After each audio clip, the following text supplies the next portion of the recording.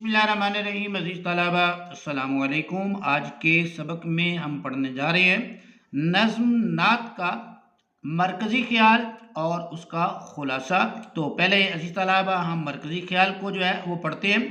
पहले हम जो है एक मरतबा मरकज़ी ख्याल की और खुलासे की रीडिंग करेंगे और उसके बाद आखिर में जो है मरकज़ी ख्याल और खुलासे पर जो है वो मुकम्मल जो है वो गुफ्तगू करेंगे।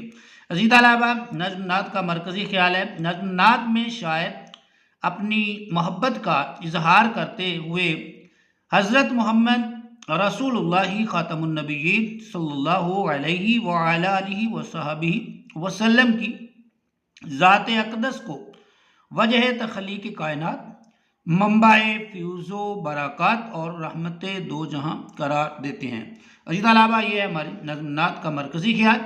अब हम जो है उसका खुलासा जो है वो पढ़ते हैं, खुलासे को जो है वो देखते हैं। अज़ीज़ तलबा, खुलासा है शायर मौलाना ज़फ़र अली ख़ान जहाँ में ज़िंदगी की हरारत, चहल पहल और गहमा गहमी का तज़किरा करते हुए कहते हैं कि मोहम्मद रसूलुल्लाह ख़ातमुन नबिय्यीन सल्लल्लाहु अलैहि व अला आलिहि व सहबिहि वसल्लम की वजह से जहान की तमाम रौनकें हैं। हर एक की दिली तमन्ना आपकी मोहब्बत है।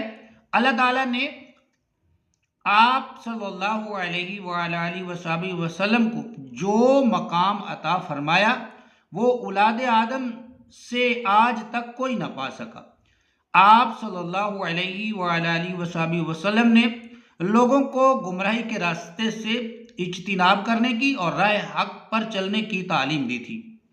आप सिर्फ शाहे अरब ही नहीं बल्कि तमाम जहानों के लिए रहमत बनकर आए।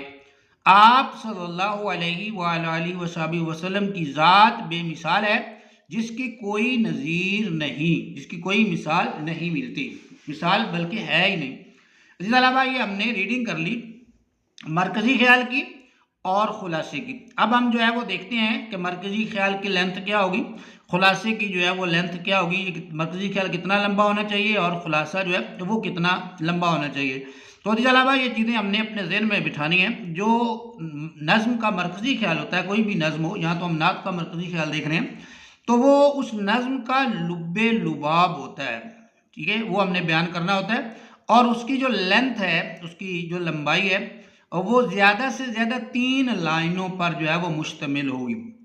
अब वो 3 लाइनें आपने ज़हन में बिठानी है जो हम अपने कलम से लिखेंगे, उन 3 लाइनों की जो है वो बात कर रहे हैं। अगर कंपोजिंग में 3 लाइनें जो है वो हम लिखेंगे और फिर उसको अपने कलम से जो है वो दोबारा से लिखेंगे आंसर शीट पर, इम्तिहानी जवाबी कापी पर, तो वो तकरीबन 8 से 10 लाइनें बन जाएंगी। तो 8 से 10 लाइनों का मरकज़ी ख्याल नहीं होता, मरकज़ी ख्याल कम होता है और वो तकरीबन 3 लाइनों पर जो है वो मुश्तमिल होता है। तो लिहाजा इन लाइनों को अगर आप जो है वो अपने कलम से लिखेंगे तो ये आराम से 3 लाइनें बन जाएंगी और यही नात का मरकज़ी ख्याल होगा।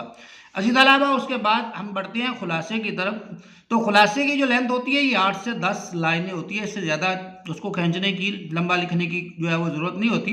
लेकिन खुलासे में और मरकज़ी ख्याल में जो फ़र्क होता है वो ये है कि मरकज़ी ख्याल सिर्फ लुबे लुबाब होता है, जबकि जो खुलासा होता है उसमें हमने पूरी नज़्म को जो है वो बयान करना होता है। यानी कि अगर हम जो खुलासा हमने लिखा है ना, हम उस खुलासे को पढ़ें तो नज़्म में जो जो बातें बयान हुई हैं ना, वो सारी जो है वो हमारे जहन में आ जाएं। तो खुलासा जो है उसकी जो है वो तरतीब है उस नज़्म की। तो खुलासे की लेंथ 8 से 10 लाइनें हैं। यहाँ पर 4 लाइनें जो है वो मैंने लिखी हैं, कंपोज की हैं। अगर आप इन 4 लाइनों को जो है अपने कलम से लिखेंगे तो ये 8 से 10 लाइनें आराम से बन जाएंगी और यही इस नात का जो है वो मरकज़ी खुलासा कहलाएगा और खुलासा होगा। अजीज़ तलबा, ये था हमारा आज का सबक नज़्म नात के मरकज़ी ख्याल और खुलासे के हवाले से। उम्मीद है आपको हमारा ये सबक पसंद आया होगा। कमेंट में अपनी राय का इज़हार कीजिए। हमें दीजिए इजाज़त। अल्लाह हाफिज़।